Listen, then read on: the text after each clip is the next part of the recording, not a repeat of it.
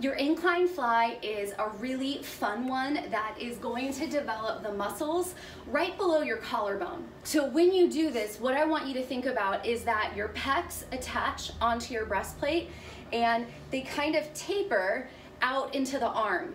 So when you're opening your arm, it's really because you're opening this whole muscle. And I want you to watch to see if you can see the nuance that when I get my arms open, I kind of have this sinking effect that I'm going to do to allow an extra stretch of these muscle fibers to then give them an extra engagement. So watch for that. And then also, we're going to make an L shape with our hands. Here they are. And so when we have the L shape, that's going to allow the weight to transfer where it targets in our chest. So this is what happens. It's going to be a lighter weight. So do you see how I have the dumbbells? I've got the L shape of my index finger and my thumb just hanging onto them. And so what's going to happen is you're going to have your arch of your back again, just like in bench press, in the incline bench press. You're going to pinch your shoulder blades together. Now here, the weight is kind of on the palm of my hand, and I can feel the side of my index finger, my pointer finger, and my thumb touching the edge of the hexagon part of the dumbbell.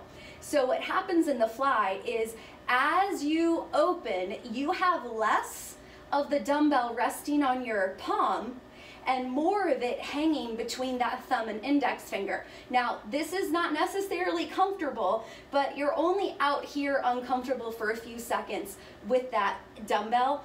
And if it gets to be too much, like right now, like I wouldn't be able to do a full set, I have a little bit of squeezing the dumbbell with my index and my thumb so that there's not so much pressure resting on the side when I'm in this open position. Now here, remember when I said there's this little sinking and then go up. So these slippery pants, let me rearrange myself. So see if you can feel that now, if you can see that now. As I open, I get to where I'm at, and then I let that gravity just pull me down and I go back up. So I'm going to open, see if I can let it stretch me a little bit. Notice that I don't change the shape of my elbow or my wrist when I allow that little extra stretch, okay? So the reason why we have an arch in the back also is so that we don't have movement in our spine. We are allowed to put our spine in an arch. That's part of its function. So if we have these 2 feet on the ground, if we have equal weight in our butt cheeks, and then our 2 shoulder blades are pulled together, then all of a sudden the arms can just move freely to really just target that chest muscle.